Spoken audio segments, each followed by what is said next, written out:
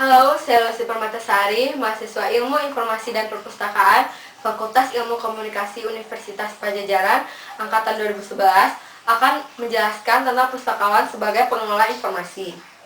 Perpustakaan dan kepustakawanan diciptakan dan lahir dari proses perkembangan dan kemajuan peradaban manusia. Sejarah peradaban manusia ditandai dengan berbagai penemuan yang menghasilkan perubahan dan kemajuan.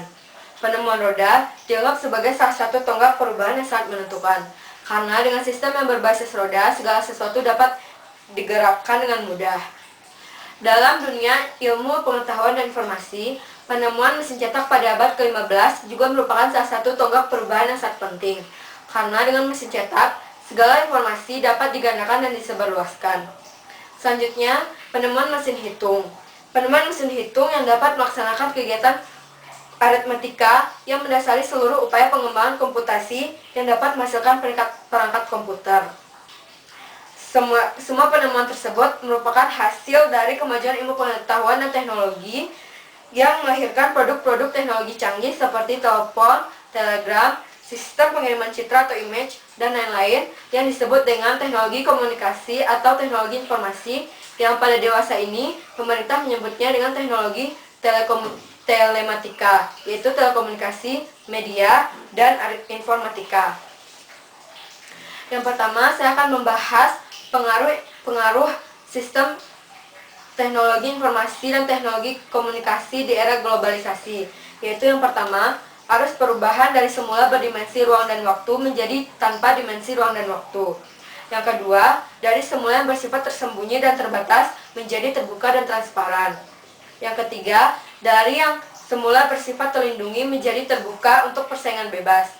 Yang keempat, dari semula yang bersifat lokal atau spasial menjadi bersifat global. Hal ini juga terjadi dalam pengelolaan dan pelayanan informasi, termasuk dalam pemberdayaan informasi. Dampak lainnya yaitu meningkatnya tuntutan kualitas yang semakin tinggi dari semua segi.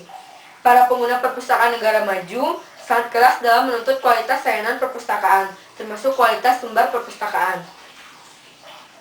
Yang kedua, saya akan membahas yaitu tentang warung informasi. Perkembangan dan kemajuan teknologi komunikasi atau teknologi informasi membuka peluang usaha baru, yaitu dengan terbentuknya warung telepon atau wartel dan juga warung internet atau warnet.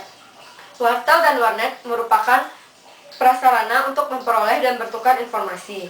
Dengan peningkatan dan pendayagunaan fungsi warnet dan wartel, setiap warga masyarakat akan dapat lebih mudah memperoleh informasi yang dibutuhkan, bahkan dapat menjelajahi dunia global sehingga memperoleh informasi yang jauh lebih lengkap tanpa menggunakan perpustakaan secara fisik.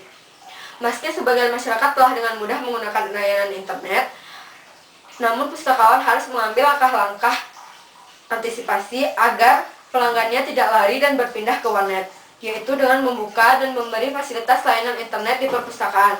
Artinya, pustakawan harus dapat menguasai teknologi komunikasi dan teknologi informasi sesuai dengan perkembangan zaman.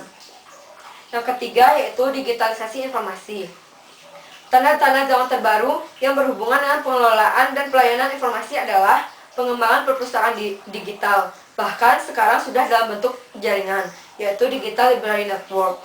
Di Indonesia, ide-ide awal dikembangkan oleh pakar TI ITB yang tergabung dalam Knowledge Management Research Group dengan meluncurkan perpustakaan digital ITB yang diberi nama dengan Ganesha Digital Library. Selanjutnya, saya akan membahas tentang peran dan tanggung jawab pustakawan. Peran pustakawan sebagai pengelola sumber informasi secara ringkas yaitu yang pertama, menyediakan dan mengembangkan koleksi sumber informasi yang relevan dengan kebutuhan pengguna dan komprehensif.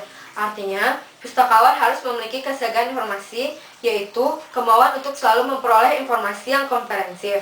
Yang kedua, melakukan pengorganisasian koleksi sumber informasi berdasarkan sistem yang handal dan terpercaya, termasuk sistem berbasis TI.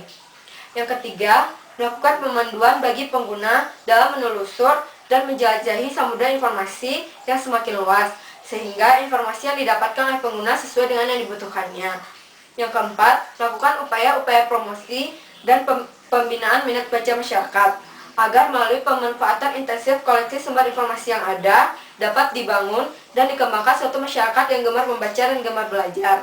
Yang kelima, melakukan upaya-upaya perekaman informasi dan pengetahuan lokal, termasuk upaya untuk digitalisasi informasi agar dapat diakses secara luas oleh masyarakat tanpa batas ruang dan waktu. Demikianlah penjelasan saya. Terima kasih atas waktu yang telah Anda berikan.